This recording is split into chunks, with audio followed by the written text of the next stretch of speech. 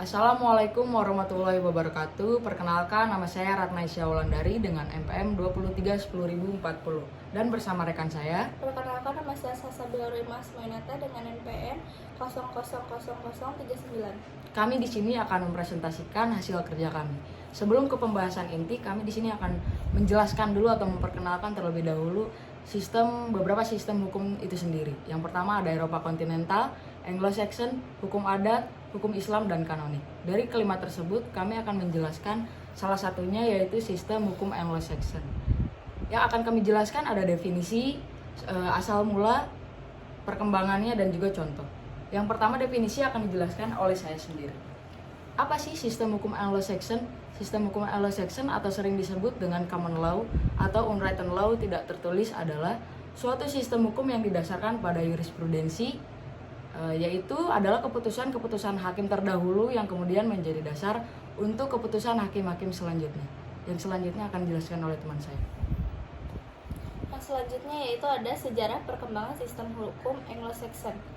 Hukum Anglo-Saxon yang berasal dari Inggris dari abad pertengahan awal di pengadilan raja, sebuah pengadilan kerajaan tunggal yang didirikan oleh sebagian besar negara di London.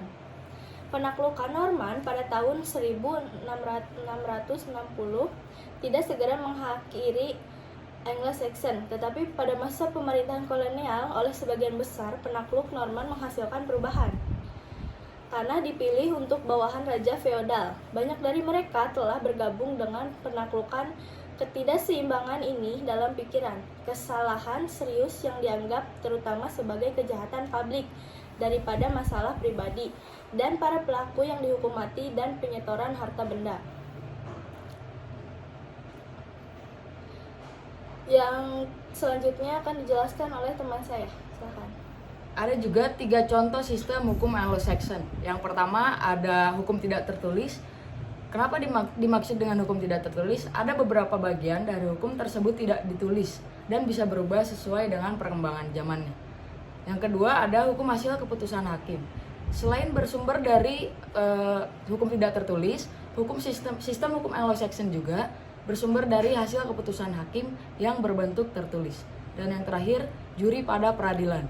Yang dimaksud dengan juri pada peradilan adalah juri bisa menentukan terdakwa bersalah atau tidak bersalah selain hakim. Yang selanjutnya yaitu ada awal mula masuk ke Indonesia. Awal mula masuk ke Indonesia belum diketahui secara pasti kapan masuknya hukum Anglo-Saxon pertama kali masuk ke Indonesia. Sistem hukum di Indonesia yang berlaku saat ini didasarkan pada asas konkordasi, yang berarti menerima secara sukarela sistem hukum yang berasal dari benua Eropa. Namun Indonesia juga mempunyai berbagai tradisi dalam masyarakatnya, di mana hukum adat berlaku sebagai hukum asli. Selain itu, masuknya ajaran hukum Islam di beberapa daerah juga mempengaruhi hukum adat. Setelah di Indonesia merdeka dan investasi asing mulai masuk ke tanah air, pengaruh common law lambat laun menyusup ke perkembangan hukum di Indonesia, sehingga melahirkan pluralisme baik hukum adat, hukum Islam, dan lainnya. Baik, Sekian dari kami, mungkin hanya itu yang bisa kami jelaskan tentang sistem hukum Anglo-Saxon. Selebihnya, mohon maaf apabila ada kekurangan. Assalamualaikum warahmatullahi wabarakatuh. Waalaikumsalam warahmatullahi wabarakatuh.